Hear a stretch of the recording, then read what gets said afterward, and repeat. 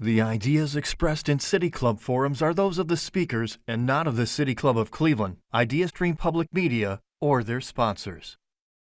Production and distribution of City Club forums on IdeaStream Public Media are made possible by PNC and the United Black Fund of Greater Cleveland, Incorporated.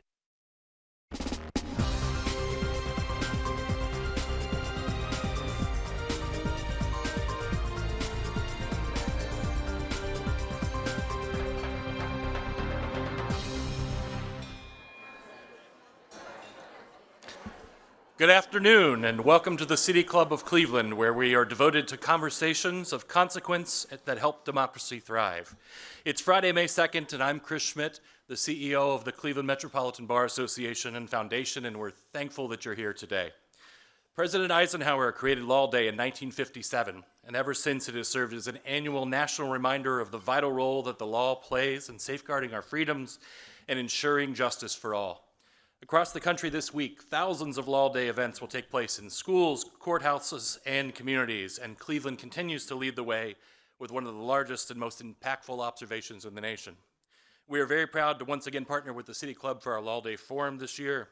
To learn more about what the bar is doing in addition to this forum and how you can get involved in our defense of the rule of law, please visit my teammates out at the table in the lobby after the forum today or visit clemetrobar.org. On March 20th, President Trump issued an executive order effectively abolishing the Department of Education. The American Association of University Professors and the American Federation of Teachers has already filed a lawsuit to block the dismantling, alleging that the executive branch has exceeded its constitutional authority and violated the rights of both students and teachers. As the nation watches this flurry of executive orders and legal actions unfold, what does this all mean for the nation's students and the nation's schools? Here to discuss just that today is Derek Black, Professor of Law at the University of South Carolina School of Law. Professor Black also serves as the Ernest F. Hollings Chair in Constitutional Law and the Director of USC's Constitutional Law Center. He's one of the nation's foremost experts in education law and policy and routinely offers expert witness testimony in school funding, voucher, and federal policy cases. His research is routinely cited in federal courts, including the United States Supreme Court. He is also the author of a leading education textbook, Education Law, Equity, Fairness, and Reform, and other books for a wider audience. His 2020 book, Schoolhouse Burning: Public Education and the Assault on American Democracy, describes a full-scale assault on public education that threatens not just public education, but American democracy itself. His latest book, which you'll find in the back, Dangerous Learnings: The South's Long War on Black Literacy, outlines the enduring legacy of the 19th century struggle for black literacy in the American South. Derek Black began his career teaching at Howard University, where he founded and directed the Education Rights Center. Prior to teaching, Professor Black was a litigator with the Lawyers Committee for Civil Rights under Law. Moderating our conversation today, we're thankful to have Paul Rose, Dean and Professor of Law at Case Western Reserve University. Prior to joining Case Western last year, Dean Rose held the J. Gilbert Reese Chair in Contract Law and served as the Associate Dean at the Ohio State University Moritz College of Law. If you have a question for our speaker today, you can text it to 330-541-5794. Again, that's 330-541-5794, and the City Club staff will try to work it into the Q&A portion of this program. Before I leave you, I want to mention that the CMBA will be back here at the City Club for a special forum on Tuesday, July 8th, featuring a conversation with American Bar Association President Bill Bay. Please join us for what was sure to be a dynamic conversation about the state of the legal industry and law itself in America, with a leader of the nation's largest legal association. With no further ado, members and friends of the City Club of Cleveland, please join me in welcoming Professor Black and Dean Rose.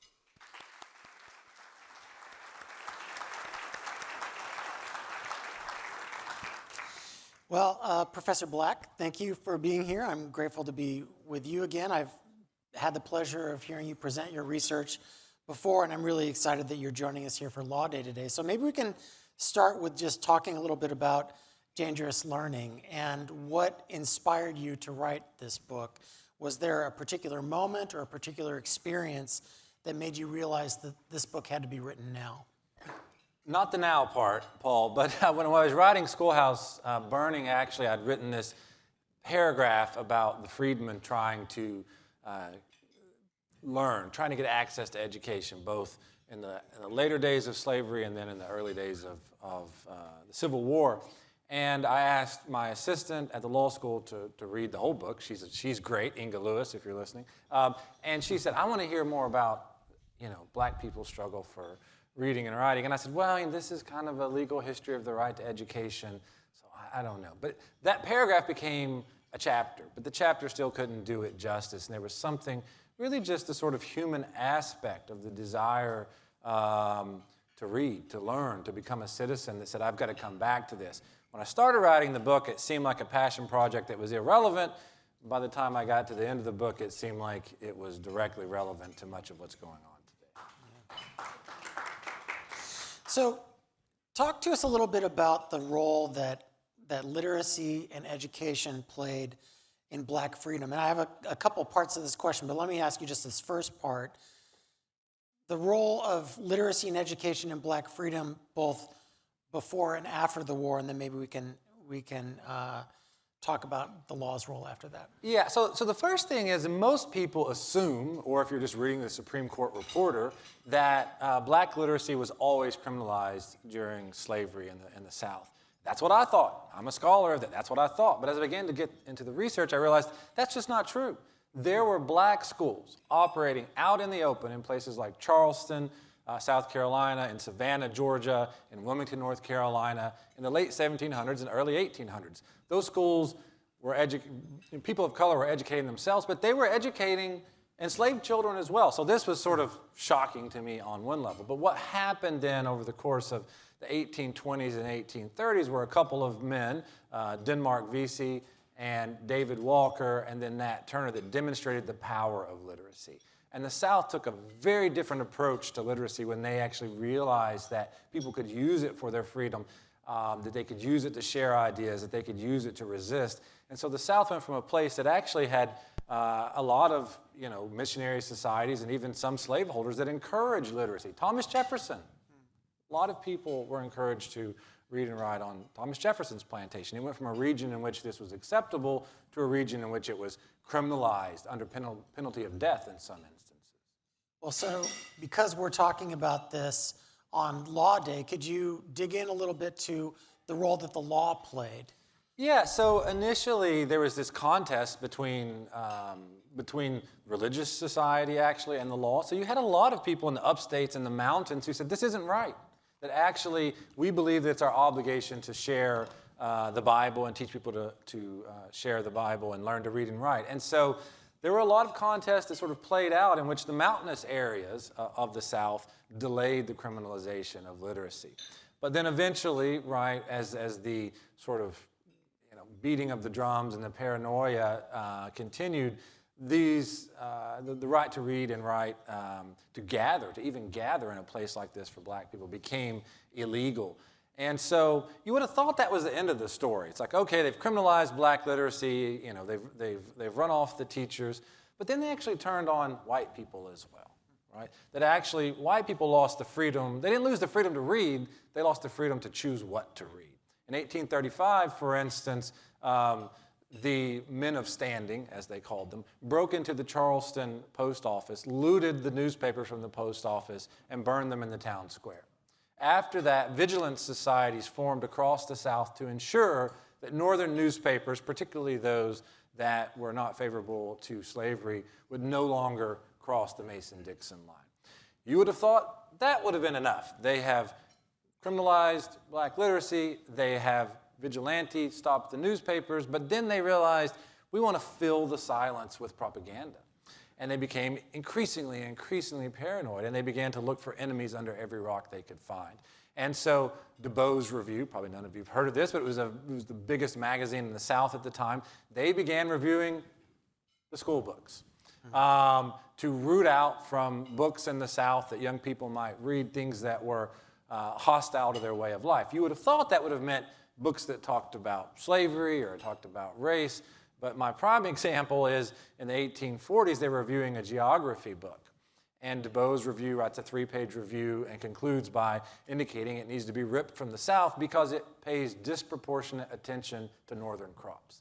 This is how far the paranoia got. And then they said, what we really need are Southern books by Southern authors for Southern children portraying a Southern way of life. And we cannot trust Northerners to do that, so we need more flagship institutions in the South. Professors, if there's any here, will love this.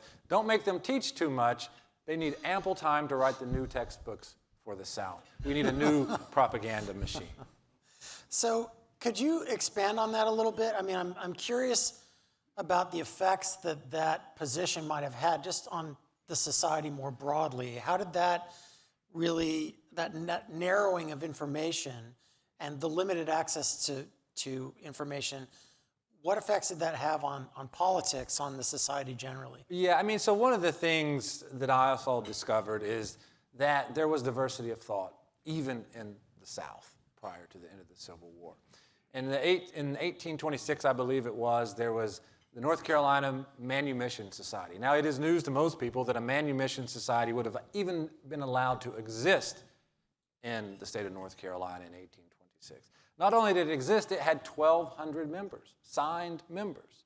The problem was, during this period of repression, that went from 1,200 to 8.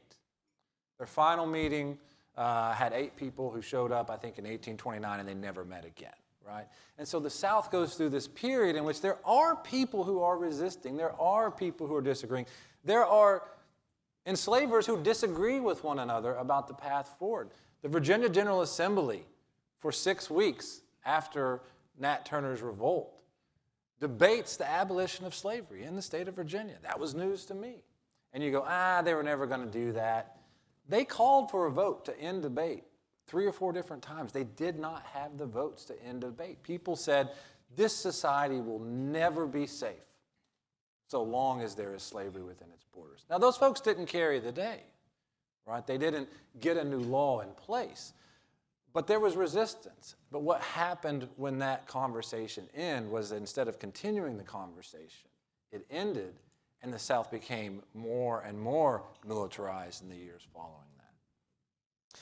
So let's connect this historical discussion to modern challenges that we're facing now. How does the history of the fight over black literacy and what people can read, what they're allowed to read, how does that connect to current events? Well, connect it in 2 ways, one on a policy level, one on an individual level. The one part of the book that we didn't talk about yet is I write in the opening lines of this book that black people's struggle for literacy is the closest thing we have to a holy testament to the connection between humanity and literacy. We only have that holy testament because of the struggle they had to go through. That's unfortunate, but it is a holy testament. And what you see is how reading and writing changes people under the worst conditions possible.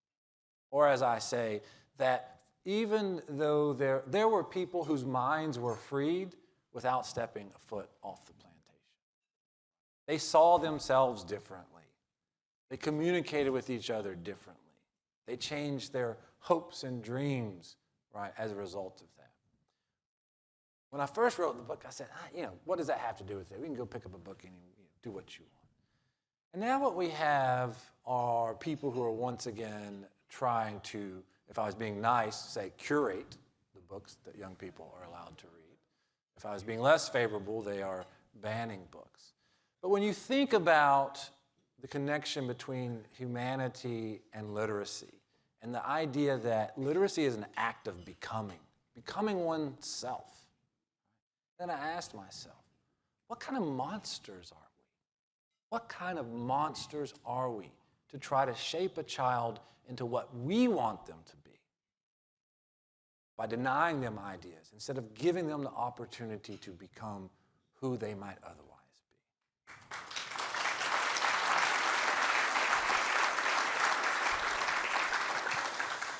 So let's talk about how this is affecting higher education today. In what ways do you see these issues of free speech echoing in higher education, in our colleges and universities? Yeah, I mean, obviously some of our universities are running for cover, some are not. And it is difficult to decide as an administrator where to be. What I begin by saying is there is nowhere to hide. That you may think that you can hide. Paul Weiss thought it could hide. It thought, I'll get back into the courthouse if I kiss the ring. But bullies, they don't just ask for something once. They come back a second time, a third time. So I'm sure they thought they were doing something that was expedient, and they figured out that kissing the ring is not enough, right? That the administration now wants them to give free pro bono services to its liking, right?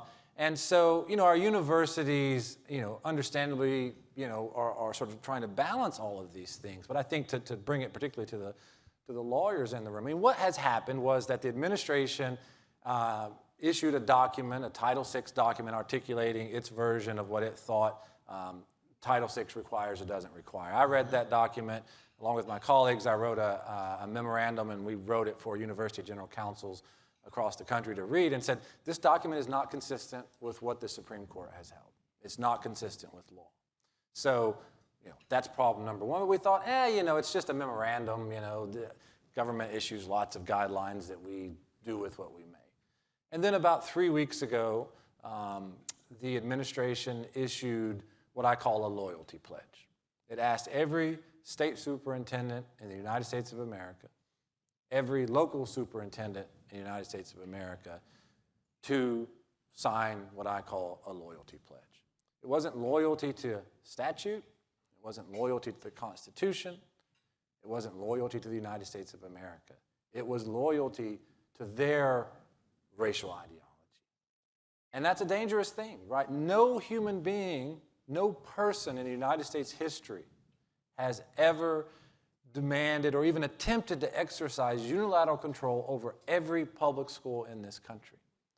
And for the lawyers who may have read West Virginia versus Barnett, when the state of West Virginia tried to force every kid to pledge allegiance to the flag, the Supreme Court simply said, if there is any fixed star in our constitutional constellation, it is that no official, high or petty, shall dictate what is orthodox in matters of religion, opinion, or politics. And that is what the administration did 2 weeks ago, or tried to do 2 weeks ago. Some institutions have resisted. And I'm going to go beyond your question because there's so many lawyers. And there's the due process part of it as well, right? Columbia University thought that it could kiss the ring and get its $400 million back. But the interesting thing that I said with this sort of demand that Columbia change lots of things on campus was, I said, look, I don't know whether there's anti-Semitism on Columbia's campus. And if there is, I don't know whether it's an anecdotal instance. I don't know if it's in a department. I don't know if it stretches the whole campus, right? But what I do know is that Title VI has a 5-step process for investigating such claims, for presenting the evidence to university administrators, for giving them a chance to respond to that evidence, to giving them a chance to then come up with a remedy. If the administration doesn't like that remedy, they give them a second chance to come up with another remedy, and it's only at that point that you terminate funding. I was with superintendents this morning, about 100 of them, and I asked them, how many of you have had an OCR investigation before? I didn't tell them I was going to say this. And I think they all raised their hands. Maybe a couple of them didn't. And I said, how many of you have ever had an OCR complaint resolved in 6 weeks? One hand came up, and I don't know, I accused him of having paid off OCR. The next closest was 6 months. 6 months, Paul.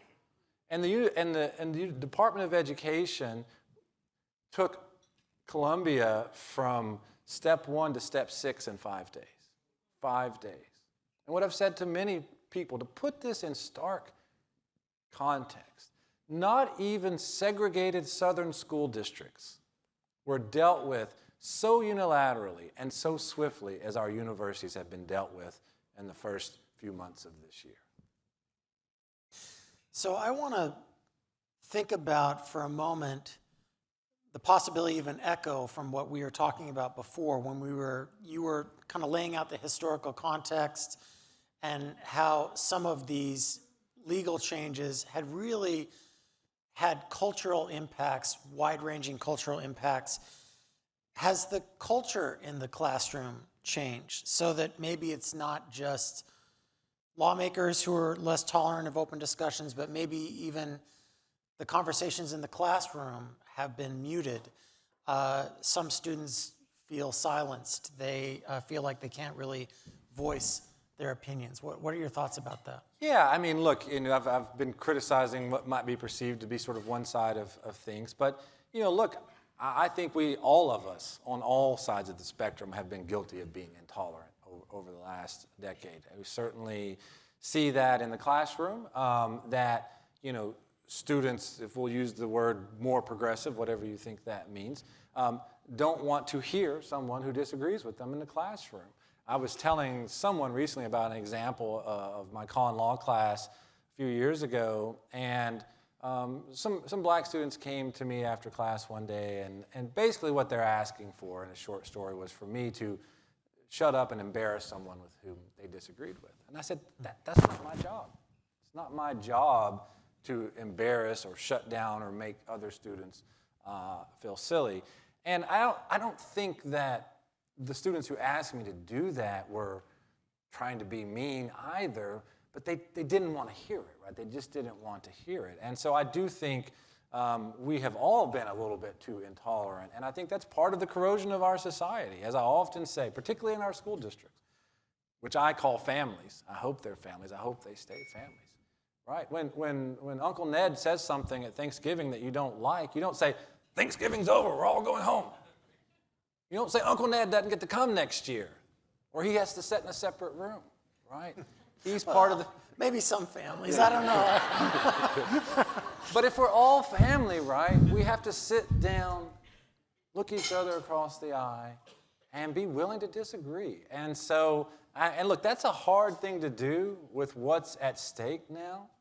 But I think what binds us, right, are our values of discourse, our values of being able to disagree but still live together with one another. And so our classrooms, I mean, I've doubled down on trying to make sure our classrooms are open as they can be. And when a student asks a question that 75% of the students think is preposterous, it's out of bounds, I take that question as seriously as any other. It deserves an answer. It deserves, right, an interaction. And so we can't give up on one another. Maybe that's a better way of saying it. I'd like to generalize that last part of your response for a minute. What can folks do at the school district level, or maybe just as concerned parents, grandparents, that might want to encourage school boards to put in place policies that would be open to different viewpoints? So what can folks do to encourage free speech, open debate, to create the right kind of conditions for a variety of opinions? Yeah, well, look, maybe we're better at that at higher education than K through 12. And K through 12, what I suggest is something that makes them uneasy. But history and social studies do not need to be a set of boxes that we check that we've covered particular facts. That is, first of all, that puts kids to sleep. Second of all, it makes them hate history. I mean, I'm a recovering history hater. It wasn't until my 40s that I learned to love history. And now I think it's, the greatest thing in the world, I guess. But I think, we need to have young people having open discussions about history, not learning the facts about history. We need to inspire those conversations. So I think what our schools need, and this isn't all their fault, right? We've got, the Ohio State standards and blah, blah, blah, and the federal standards that dictate you have to do this. I think we actually need fewer standards that are about specific content that you cover in social studies and in high school, and more about the skills of historical discovery, the skills of trying to understand other people. I mean, that was the one thing that made me both nervous and excited about this book, was that I actually learned that, I'm from the South. I suspect you can hear it in my voice. That a lot of these people, we want to put them in good box, bad box, right? That's what we do, particularly today, back then. But when I tried to understand where they were and their place in life, what I began to see was, maybe they're good, maybe they're bad. That's not my judgment. What I can tell you, some of these people are very complex, right? And when we understand the complexity of one another, and I think young people need to learn that early. They need to learn the complexity of one another early. And, that's a hard thing to do in the environment that we're in right now. So as we just kind of take a step back and think about how we got here at this point today, where we do have this kind of polarization, what is it about public education that you think has made it such a lightning rod for political conflict in recent years? Yeah, I've been working on democratic erosion, looking at it from the international perspective. And when you look at public education, it's actually obvious that it would be a place that we would experience democratic erosion, but it has always been protected because it has, for 200 years, been a bipartisan project. Right? Look at the votes on, the No Child Left Behind Act. 90% yes in Congress. During the Obama administration, when the president's being called a liar and we can't agree on the color of the sky, 85% of Congress votes for the Every Student Succeeds Act. It has always been a bipartisan project. But I think what we have seen over the last 5 or 10 years, that if you look at how democracy erodes, there's a couple of things you do. One, you attack major government institutions and erode people's faith in it. Well, guess what? What is the largest government institution in this country? It's not the federal government, it's state and local schools. They are exponentially larger as institutions than the federal government. And I suspect that if you went around and you asked parents, what could you do without the most, the federal government or your local school district? They'd say the federal government, right? But if you erode faith in that central institution, right, then everything is up for grabs. That's number one. Number two, right, if you want to control what adults think, you control the media, you censor the press. That's what they do, right, in authoritarian countries. But if you want to control what the next generation thinks without even worrying about the newspapers, you control the schools. You restrict the information. You curate the information, right? And so, I could go on, but when you look at the sort of measures and how we do this, public schools are pretty obvious. The last one I'll give, which is you also demonize the opposition, right? How many times have you heard an educator called a groomer over the last 5 years? How many times have you heard them called a radical, a communist? We could go on and on. Those words are not being lobbed to engage in debate about good policy or bad policy. Those are being lobbed to demonize the opposition so that there is no conversation. I'm curious just about how this might be happening in other places. And you mentioned at the beginning of your response to this last question that some of your work looks on a comparative basis what's happening internationally. Could you talk about that for a minute? Is this are we experiencing it more in the U.S.? Is this common that we're seeing this kind of erosion? Yeah, I would say we're number 2 in the list right now. So Hungary went through this when the regime took over there. They took over the education system. They purged a lot of teachers. They rewrote the history curriculum. They Christianized the curriculum. They took out things they didn't like. So we saw this happening there, and we said, oh, that's Hungary. So, but we see that happening here. I think, though, that one of the things, and this just may be my own sort of bias and having limited experience, is that I think that actually our public schools are more central to American identity than they are in other countries. And because of that centrality and that locality, they have largely been free of at least federal control for sort of high-level dominant control. And so now what we see is this entity that actually is part of our identities that's being wielded in a federalized way that we've never seen before. And so, in one respect, we're following Hungary's lead. In another respect, there's something unique happening here. As I say, the stories that we tell in our schools and about our schools have always mattered. They have always mattered to American identity, and now those stories are changing. So I want to go back to an issue that we've talked about a little bit, and that really relates to the work in your book. We've talked about how public schools have this central place in American civic life. Could you talk about that a little bit more, how they're more than just sites of academic learning? They really are civic spaces. And then along with that, could you talk about the dangers of hollowing that out? Yeah, I mean, look, first of all, public schools have never been perfect in this country, and they will never be perfect in my lifetime. But if you look from the beginning of the nation to the end, what you will see is that access to the ballot and public education have always operated hand in hand. Why did we start public schools in the late 1700s and early 1800s? Because we were the world's first sort of mass-scale republic, and we said we needed people to be educated to be citizens. But who were the citizens?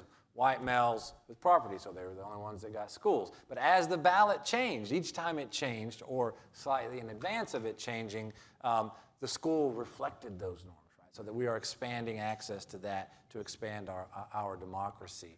And so it's really important in that respect, right? And it is also common ground. Why would government, I mean, we take it for granted now, but why would government even pay for public education? Like, why do we do that? Because we understand that it is in the common good of the overall American democracy project, right? To create some entry path into shared values, some entry path into voting, et cetera, et cetera. So what happens? What happens to a democracy if its schools, rather than being the common good, become ethnic and religious silos in voucher schools, or fractured, or the Supreme Court was debating religious charter schools 2 days ago. What happens if our public schools are no longer the common ground upon which we find the things of which we can agree and build community and identity upon, and instead become locations that reflect our own, demographic differences? I think that's a very dangerous place for democracy. So I just have one more question for you, and then we will give time for audience questions. You end the book with really a sense of urgency, but I also think some hope.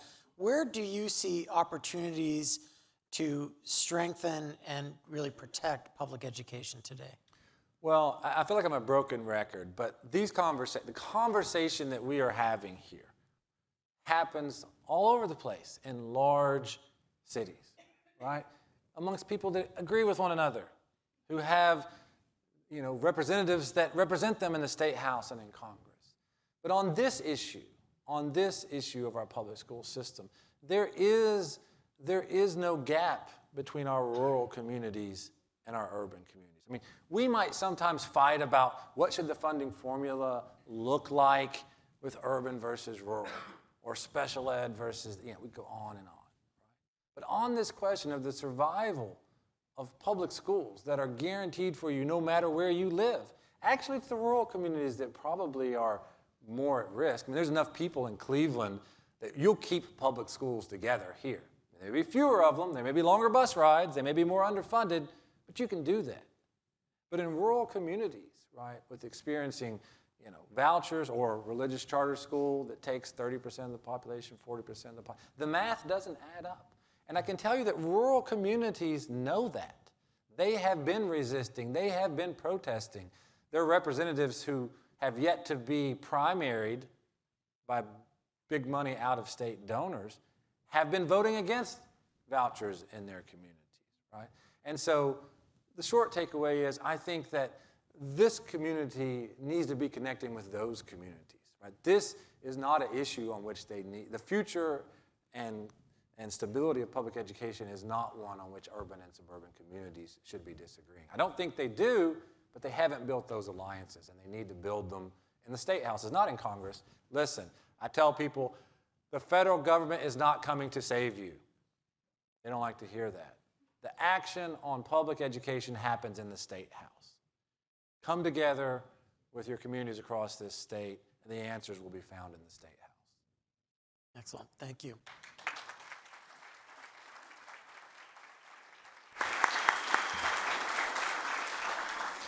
Okay, we are about to begin the audience Q&A. For our live stream and radio audience, or those just joining, I'm Cynthia Connolly, Director of Programming here at the City Club. Today we are marking the 2025 Law Day Forum, which is also part of the City Club's Education Innovation and Authors in Conversation series. On the stage joining us talking about public education and the assault on American democracy is Derek Black, author and professor of law at the University of South Carolina School of Law. Moderating the conversation is Paul Rose, Dean and Professor of Law at Case Western Reserve University School of Law. We welcome questions from everyone, City Club members, guests, students, and those joining via our live stream at cityclub.org or our live radio broadcast at 89.7 WKSU Idea Stream Public Media. If you'd like to text a question for our speaker, please text it to 330-541-5794. That's 330-541-5794, and City Club staff will try our best to work it into the program. May we have our first question? Good afternoon. Having grown up in a rural town a long time ago now, but my question becomes, how does the rural school district avoid having a reflection of the demographic, the small, all-white, all-Christian community? How does the rural school district avoid falling into that silo? Well, you raise an important point, right? Which is our rural communities are often not as diverse as others, but they are religiously diverse. I don't assume that any rural community is 100% believers or non-believers. There's poor kids, there's wealthy kids. Well, hopefully there's some wealthy kids in rural communities. Hi, I just want to know from what you said, what we are going through now. We've seen it before. It's been happening around. And in as much as we try to bounce back, I'm afraid this time it's going to take a long time for us to bounce back from all of the stuff that is happening. I'm wondering, from your experience and research, do you think we have the capacity to rise out of all the legislation attacking public education, and what can we do to strengthen the communities that we serve? Well, I wish I could give a fantastic, uplifting answer to that. Let me first say where the line goes, or one line that we can't come back from. If public schools become the place where only poor children go, the public education project, as we know it, is over. It will not come back. We had what we called pauper schools before in places like Ohio and Pennsylvania, and they did not work. You cannot have one education system for poor kids and another one for other kids. Why? Because nobody cares about the poor kids. It has to be community commitment. And of course we have segregated schools now. I'm not saying that it's all perfect, but they're, suburban families, urban families, we all have a stake in that game. You take out that widespread stake, public schools become welfare. And you can imagine the end of that. On the other side of it, I'll say, for all of the excesses of power that have happened in the federal administration regard to education over the last couple of months, look, I was a huge critic of what the Department of Education had become. I was a huge critic of the Every Student Succeeds Act.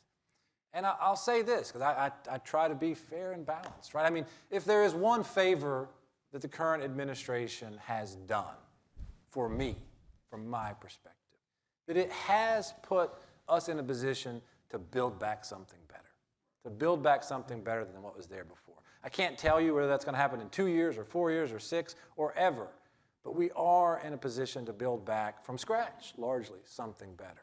Now, unfortunately, a lot of the people with institutional wisdom have been fired and moved on to different places, but nonetheless, it's not a bad thing for us to rethink how we run the federal role in education. I taught in the public schools for 32 years.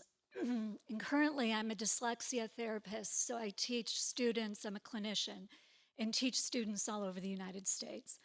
Literacy, we are in a literacy crisis in this country. Have you done any research or fact-finding on how we reverse this crisis? I mean, I'm one person, and I can tell you it's debilitating for so many people.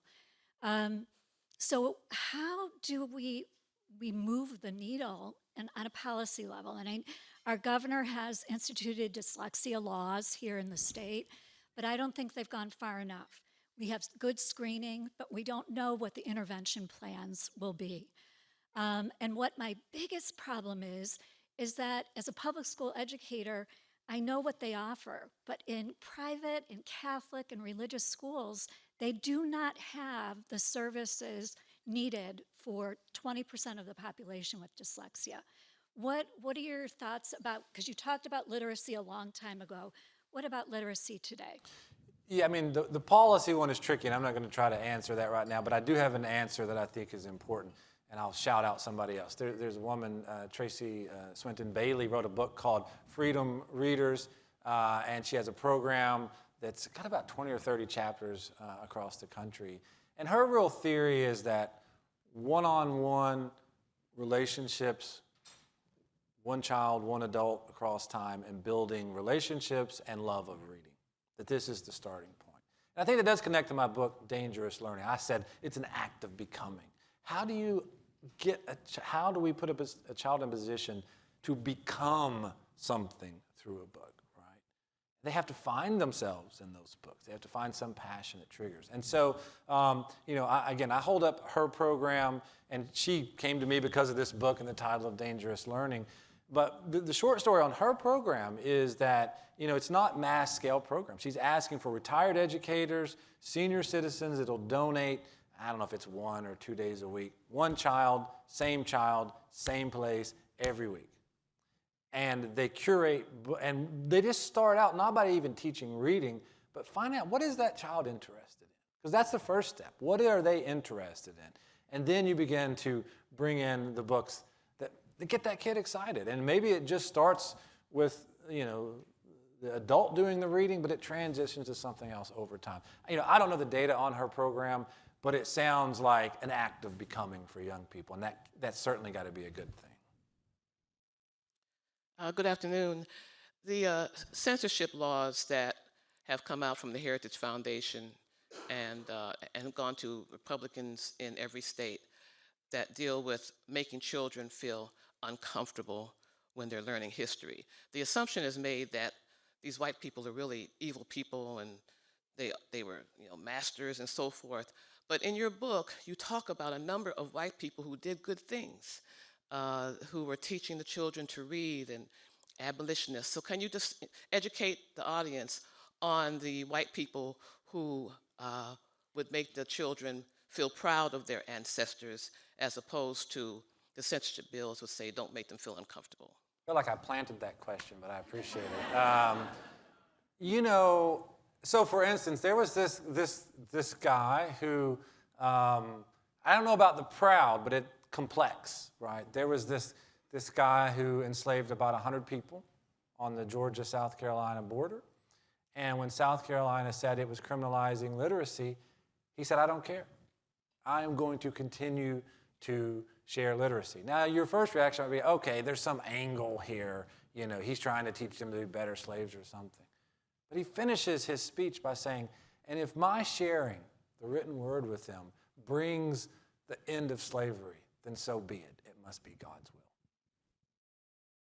will. And there's lots of stories like that, maybe not as enough as we might like, but the governor of Virginia, Mr. Floyd, after the Nat Turner's revolt in the fall, I've read his diary closely. He's trying to stop the panic and the fear amongst whites of maybe this whole society is going to implode. He's trying to stop, the Turner revolt. But in his diary, he says, I will see an end to this institution before my governorship is over. The governor of the state of Virginia says, I will see an end to this. He did not see an end to it. But he's the one that made that debate that I told you about earlier happen in the legislature. But, again, they're complex characters. They're not all good or all bad. The first thing you said, which reminded me of, these people talking about, need to not teach things that makes white people feel uncomfortable, reminds me of John Calhoun on the United States Senate floor saying that we should no longer have petitions, some of them from folks from Ohio, written. We should no longer read petitions from people calling for the end of slavery, and they imposed a gag rule, right, in the United States Senate and in the United States House. And why? Because he said it was injurious to Southern honor. I was like, really? It's like, this sort of like, you hurt my feelings, so we're not going to talk about it in the United States. So we see that, right? I was like, oh, that's not so new either. But one of the things I talk about, I don't know if it's in this book or Schoolhouse Burning, which I think is an easier one to get around. Like, there's nothing about the story of black freedom that immediately you would think resonates with a white rural kid like myself, right? Like, why does that story matter to him? Because through all of this story, well, first of all, I love good stories. But second of all, right, I know that the reason why the Constitution of the state of Tennessee guaranteed, a kid from a single-parent family who went through 12 houses and however many years and didn't have a big trajectory. Why did he get access to public education? Because the freedmen brought public education to life in the South. I may stand in relation to the story of public education different than black children, but both black children and I have shared that same heritage that has made possibility for me to allow me to sit here with however many people are in this audience and have this conversation. The public school did that for me. And public education is what I called the intergenerational inheritance that America passes on to the next for kids like me who could have never hoped for an inheritance in a literal sense. And it is the only inheritance, that America bequeaths to its children. Right?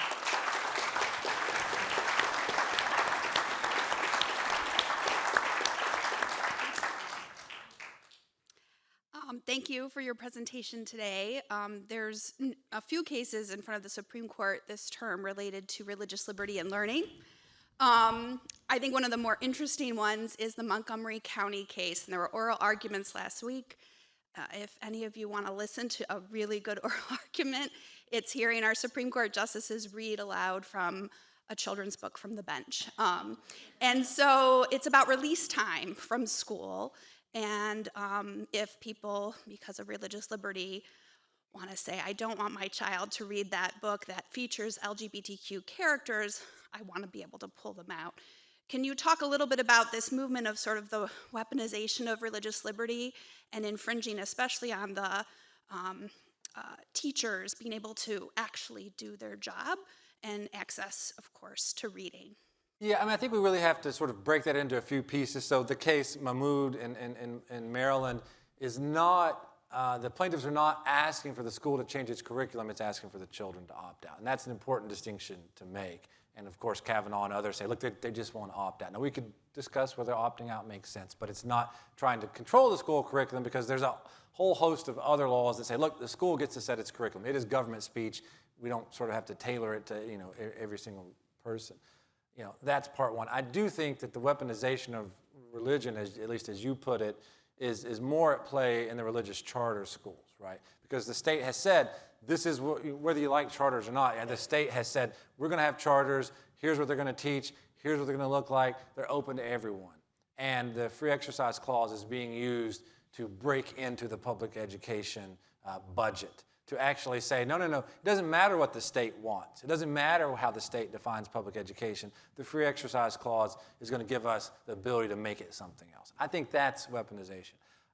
On the children's book, though, I'll say I'm a little bit more nuanced on that. I have to be honest. And I think I'm consistent in the way that some other folks are not consistent. And what I mean is, I think there are a series of questions in which none of us hold the corner on truth. Right? The state has an opinion, the parent has an opinion, the child has an opinion, the educators have an opinion, And maybe the educators surely have more evidence as well. But we are fallible. We are fallible. And if a mistake is going to be made on some of these questions, I think that mistake ought to be made by the parents, not by the state. But I'm consistent on that. So that means, I'm okay with a parent who says, regardless of whether I agree or not, that I want to keep my child young and isolated, from certain issues of sex, whatever, at least until middle school. Do I agree? No, not necessarily, but can I respect that they want, that's what they want in their family? Yes. At the same time, right, on medical, transgender youth's access to medical treatment, right? The state says, the parents are harming the kids or they're not harming. Maybe some parents are getting it wrong. Maybe some kids, that's just, they're in a tough spot and they're still, too early to make a decision. But guess what?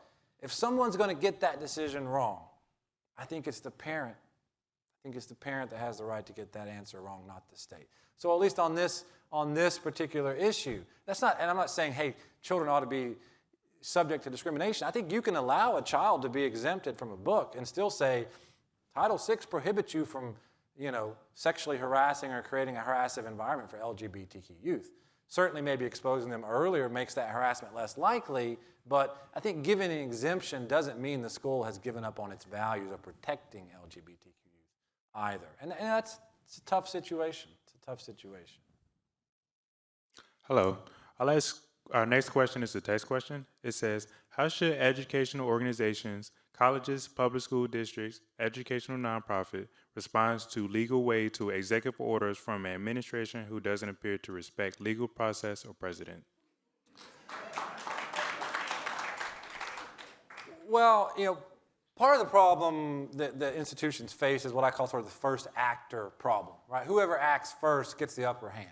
And so the administration acted first with Columbia, it got the upper hand, right? It acts first with, Paul Weiss, and it gets the law firm that didn't get access to federal, it gets the upper hand. And so when the administration 2 or so weeks ago asked for everyone to sign what I call the loyalty pledge, I said, do not sign. Do not sign. Or as some other people had a good idea, if you sign, lawyers are good, change the contract, add 15 terms to it. Right? I mean, that's fine, right? But do not sign as is. And they say, well, what do you do after that? I go, you go to the federal courthouse and you seek an injunction. You do not wait for them to punish you first. You get an injunction ahead of time. Because, a lot of our institutions, when they're on the defensive, they're by themselves, they're being singled out for treatment. But what we see is that, at least right now, last week, there were 3 federal district courts that found some or all of the Title VI guidance and what I call the loyalty pledge beyond the administration's authority. 2 of those 3 judges were Trump appointees. Right? This is not a partisan issue, but you do have to get ahead of it. You do have to get ahead of it.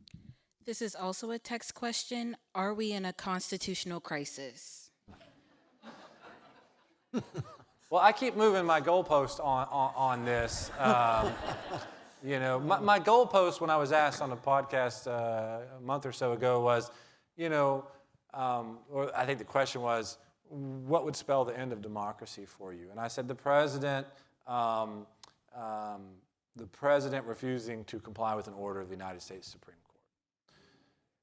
And, we get dangerously close to this, but it hasn't happened yet. But I moved the goalpost a little bit 7 days ago because I read the Times Siena poll that said only 6% of Americans believe that the president has the authority to defy the Supreme Court, which told me that the rule of law, regardless of whether it beats hard within the chest of various federal executive officers, continues to beat hard within the chest of Americans. And our democracy will not fall when our institutions are so weak that they bend. It will have fallen well in advance of that when Americans stopped believing in it, stopped believing they had the right to speak freely, stopped believing they had the right to demand due process. So in some respects, our democracy rests on our willingness to believe in it and fight for it. And it seems to me that that's where there are lines that Americans believe cannot be crossed. And that gives me hope.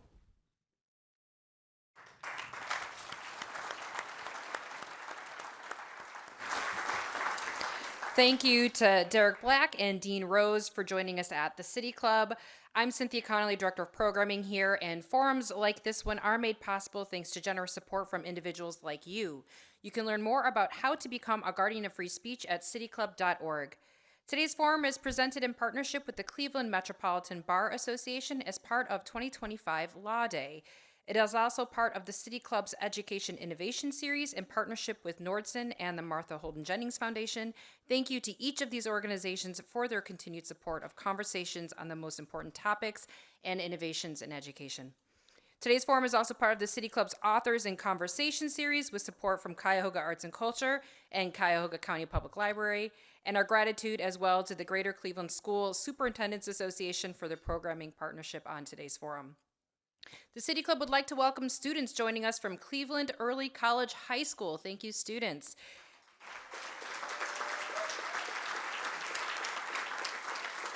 We would also like to welcome guests at the tables hosted by the Cleveland Metropolitan Bar Association, the Greater Cleveland School Superintendents Association, Honesty for Ohio Education, the Hope and Stanley Edelson Essay Contest, the Martha Holden Jennings Foundation, Nordson, and Open Doors Academy. Thank you all for being here. Next Friday, May 9th, we will welcome Sarah Lewis with Harvard University, where she will discuss her new book, The Unseen Truth, When Race Changed Sight in America. It was a finalist for the Anisfield Wolf Book Awards this year. And then on Friday, May 16th, the Center for Community Solutions, Emily Campbell, will lead a conversation with regional leadership on threats to healthcare access. They will unpack the recently added trigger language to the Ohio state budget that will allow the state to disenroll from Medicaid expansion. You can get your tickets and learn more about these forums and others at cityclub.org. And that brings us to the end of today's forum. Thank you once again to Derek Black and Dean Rose, and to our members and friends of the City Club. I'm Cynthia Connolly. This forum is now adjourned. For information on upcoming speakers or for podcasts of the City Club, go to cityclub.org.